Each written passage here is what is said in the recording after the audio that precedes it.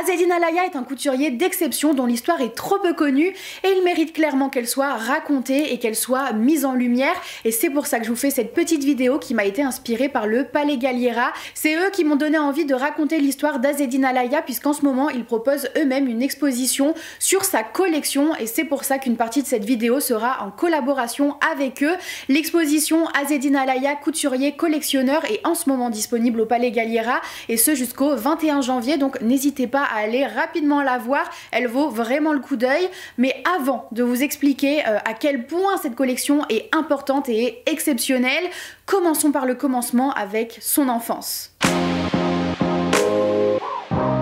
Azzedine Alaïa, de son nom de naissance Azzedine Ben Alaïa avec un Y, est née le 26 février 1935 à Tunis, en Tunisie. Ses parents, Ismaël et Frida, sont agriculteurs, ils cultivent le blé à Siliana, et pour lui donner le plus de chances possible d'avoir une bonne éducation, ils préfèrent l'envoyer à Tunis chez ses grands-parents avec son frère et sa sœur, et du coup ses grands-parents vont devenir une figure majeure dans sa vie. D'ailleurs, il disait de sa grand-mère Manoubia qu'elle lui avait donné le goût de la liberté, et il était également très proche de son grand-père Ali, avec qui il passait pas mal de temps. Il était officier de police, et d'ailleurs c'est avec son grand-père qu'il a partagé vraiment les premières anecdotes marquantes de sa vie, comme par exemple le fait que son grand-père essayait de capter les ondes des radios égyptiennes pour écouter Kaltoum qui chantait, et d'ailleurs c'est une des premières grandes voix qui a marqué Azzedine Alaïa, au point que c'était devenu un peu une légende ou un mythe de son enfance, et lorsqu'il l'a rencontré quelques années plus tard, ça a été un événement marquant de sa vie. Et aussi il racontait beaucoup que son grand-père, lorsqu'il allait jouer aux cartes avec ses amis,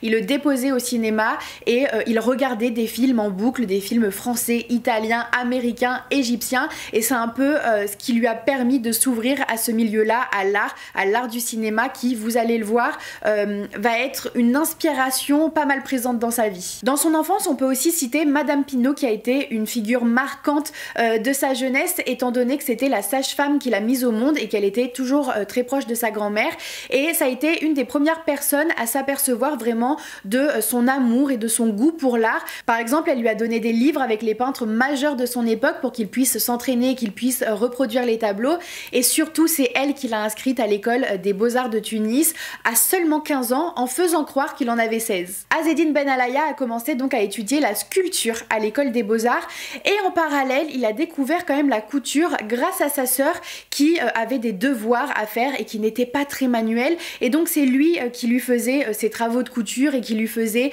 certains échantillons, etc. Et au final elle avait de très bonnes notes grâce à lui, et pour lui ça a été une ouverture sur ce milieu de la couture qui finalement va se révéler être une vraie passion pour lui. Il va rencontrer d'ailleurs Madame Richard, qui était une couturière des femmes de la haute société tunisienne. À ce moment-là, il va travailler un petit peu pour elle pour payer ses études de sculpture aux Beaux-Arts, mais comme je vous l'ai dit, il s'est découvert vraiment une réelle passion. Il commençait à regarder un petit peu les magazines de mode, à découvrir Christian Dior, Balenciaga, à se demander comment les tenues étaient faites, comment elles pouvaient tenir, à se questionner même sur la technicité de cet art, et Madame Richard lui conseille de se concentrer plutôt sur la mode, et c'est ce qu'il fait. Il l'écoute puisqu'il abandonne ses études de sculpture aux Beaux-Arts. Il sentait qu'il n'était pas vraiment fait pour ça, et une des clientes de Madame Richard, Habiba Manchari, va même le pousser à aller à Paris, et grâce à ses contacts, elle va même lui décrocher un stage chez Dior. En 1956, le voilà tout fraîchement débarqué à Paris en stage chez Christian Dior, et finalement ça ne va pas durer très longtemps puisqu'au bout de 4 jours il se fait virer. Pour vous remettre un petit peu dans le contexte, dans ces années-là il y avait la guerre d'indépendance d'Algérie, et donc la situation était un peu compliquée pour trouver du travail et aussi pour avoir des papiers. C'était les événements d'Algérie à l'époque.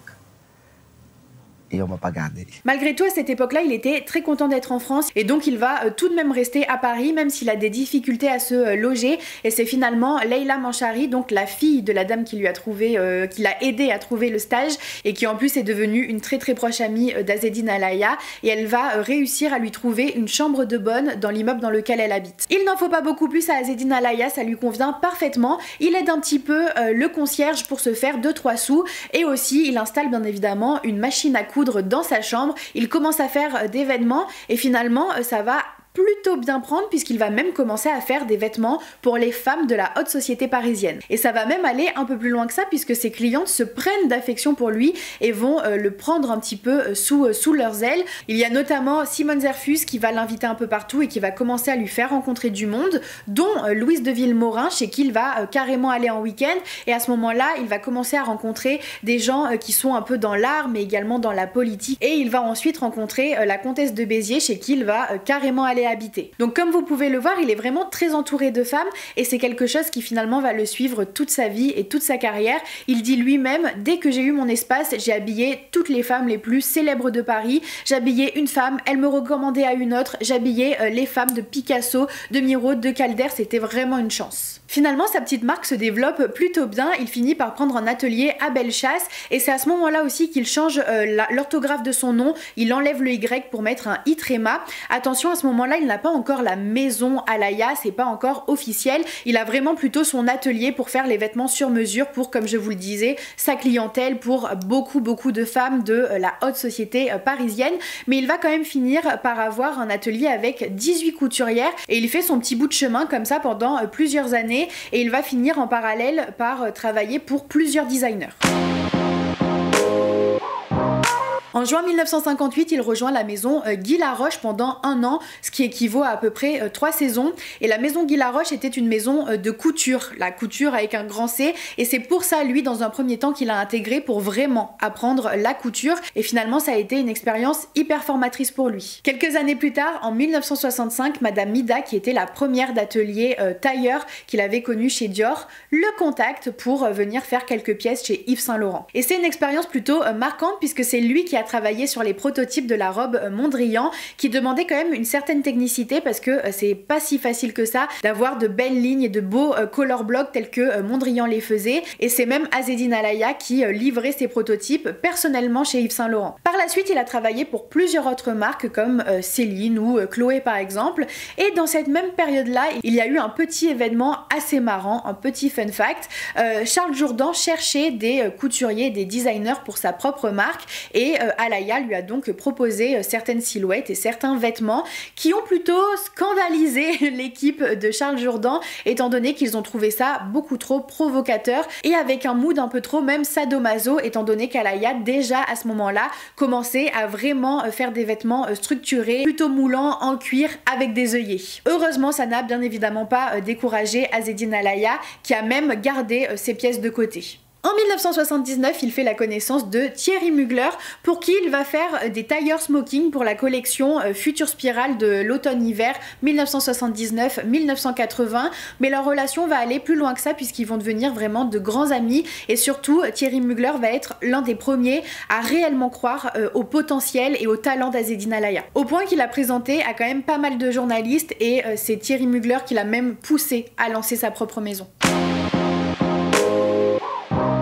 Parmi les journalistes, il va rencontrer Nicole Crassa qui à ce moment-là est la rédactrice en chef mode du magazine Elle et elle va adorer les créations d'Alaïa au point de le mettre à plusieurs reprises dans le magazine, dans les pages mode et ça va commencer à lui faire un petit nom et les rédactrices en chef surtout lui réclament des vêtements, elles veulent porter des vêtements Alaïa pour aller aux événements mode, pour aller aux semaines de la mode et c'est donc ce qu'il va faire, il va commencer à leur prêter des vêtements et ça a été une plutôt bonne idée puisque lors des événements les journalistes vont être prises en photo et notamment par le photographe Bill Cunningham qui va marquer quand même un tournant dans la carrière d'Alaïa et il va faire un papier sur lui en écrivant, je cite, un styliste inconnu est en train de rhabiller les femmes dans des vêtements conçus pour mettre en valeur leurs courbes et Azzedine Alaïa estime que c'est grâce à lui qu'il va se faire pas mal connaître et notamment aux États-Unis. Tout le monde commence à réellement s'intéresser à son travail, il enchaîne également les parutions dans les magazines, mais surtout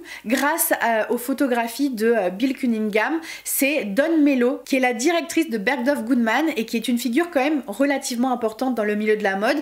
Vous connaissez très certainement son nom si vous connaissez l'histoire de Gucci. Et Dawn Mello a plutôt le nez concernant les personnalités de la mode et elle va tout simplement lui proposer de faire son premier défilé à New York. Mais figurez-vous qu'Azzedine Alaïa n'y croit pas du tout. Il croit même que c'est Thierry Mugler qui est en train de lui faire une blague. Bon, finalement, il va quand même comprendre que c'est la réalité, mais il n'est pas du tout prêt. Il a tout juste 8 pièces de prêtes. Et donc, pendant 2 mois, il va faire un travail acharné pour créer sa première collection et proposer son premier défilé à New York. Et il a bien fait parce que ça a été un véritable succès.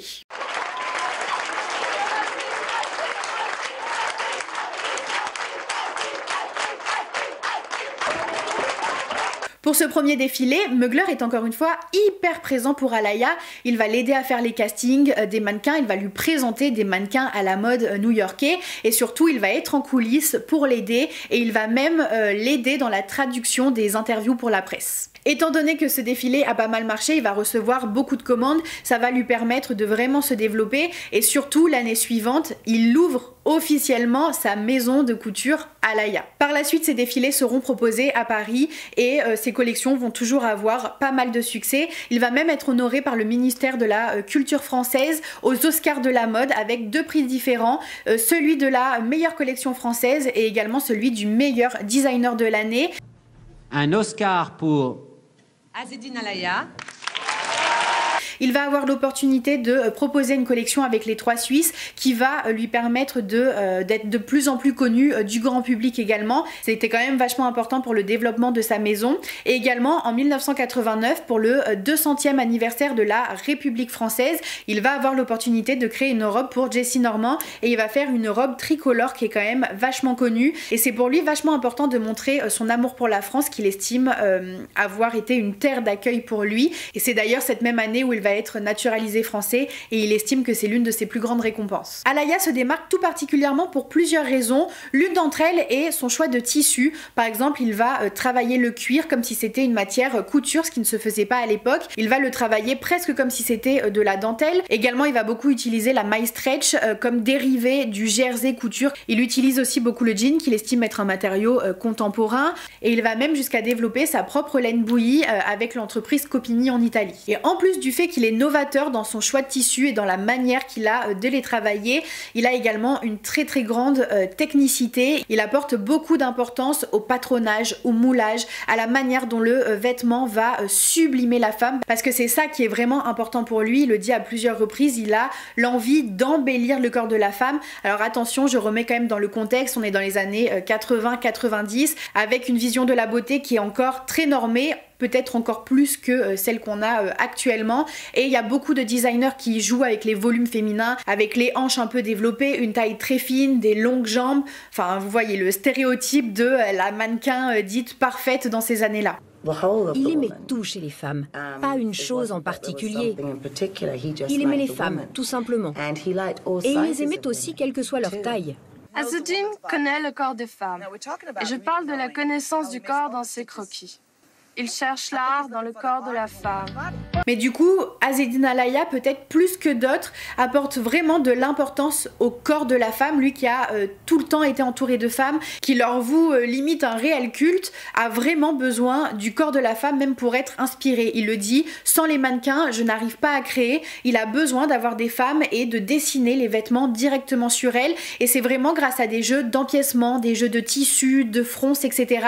qu'il va presque recréer encore sur elle et en fait le sculpter. C'est pas pour rien que son surnom c'est le créateur sculpteur, c'est parce qu'il sculpte ses vêtements sur le corps de la femme. D'ailleurs il le dit lui-même, je vais le citer: je n'ai jamais suivi la mode, ce sont les femmes qui m'ont dicté ma conduite, je n'ai jamais pensé qu'à elles et je suis convaincue qu'elles ont plus de talent que n'importe quel styliste. Celui qui a le mieux accompagné cette redéfinition du corps beaucoup plus sculpté qu'il n'était auparavant. Avec sa réputation et sa popularité grandissante, Alaïa est très vite entourée des plus grandes mannequins du moment et aussi, point peut-être important de sa carrière, il fait partie de ceux qui ont repéré Naomi Campbell. Pour le coup, c'est lui qui l'a pris sous son aile et elle appelait d'ailleurs Papa. Papa, Azzedine Alaïa, c'était papa pour moi. Les mannequins sont un élément vraiment important de la carrière d'Azzedine Alaïa. Au-delà du fait qu'il est inspiré par elle, il va aussi beaucoup poser avec elle.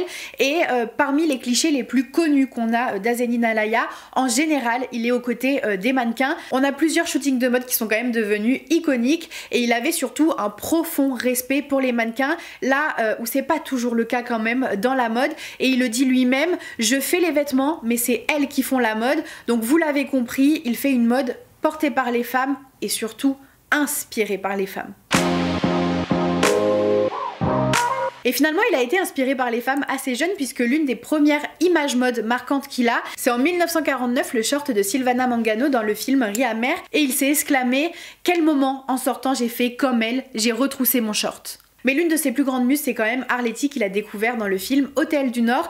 Et seulement quelques temps plus tard, il a eu la chance de la rencontrer. Et finalement, ça a matché hyper rapidement entre les deux. Ils sont devenus de véritables amis. Et surtout, Alaïa s'est inspirée d'elle un peu toute sa vie. On retrouve des inspirations d'Arletty dans beaucoup de ses collections. La robe zip, qui est une iconique d'Alaïa, a été inspirée par l'une des tenues que portait Arletty dans Hôtel du Nord. Les robes tuniques ou encore les pantalons fuseaux viennent, eux, du film Les Visiteurs du Soir, qui lui ont inspiré pas mal de vêtements pour sa collection automne-hiver 88-89. On a également les papillons de la collection automne-hiver 91-92 qui sont un hommage à Elsa Schiaparelli, mais aussi à Arletty et à la combinaison qu'elle porte dans le film Tempête. Elle lui a inspiré aussi les bodys moulants ou encore les robes à capuche qui sont quand même encore une fois des pièces iconiques du vestiaire d'Alaïa. En fait, il a vraiment été séduit par son allure et son élégance qu'il trouve très naturelle chez elle et surtout il s'est rappelé toute sa vie, toute sa carrière qu'elle ne faisait pas de chichi, elle avait pas trop d'accessoires, pas de bijoux, et juste elle voulait des belles pièces et ça l'a beaucoup marqué. La pauvreté devient un luxe inouï. Elle mettait pas de col, elle voulait toujours dégager. La femme, il n'y a aucune vulgarité chez elle.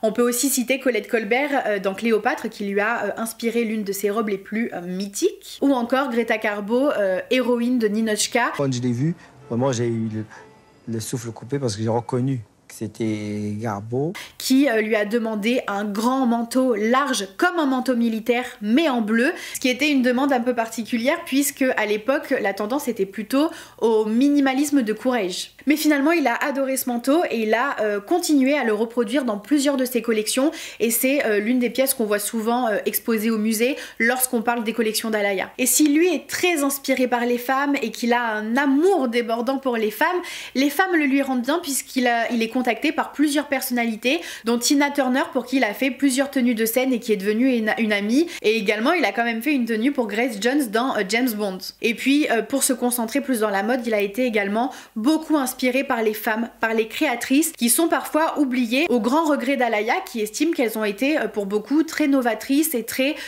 précurseurs finalement dans le domaine de la mode. Il voue une grande admiration par exemple pour Madeleine Vionnet, pour Madame Grey, pour Jeanne Lanvin et pour finalement beaucoup d'autres puisqu'il a constitué l'une des plus grandes collections qu'aucun créateur de mode n'ait jamais faite.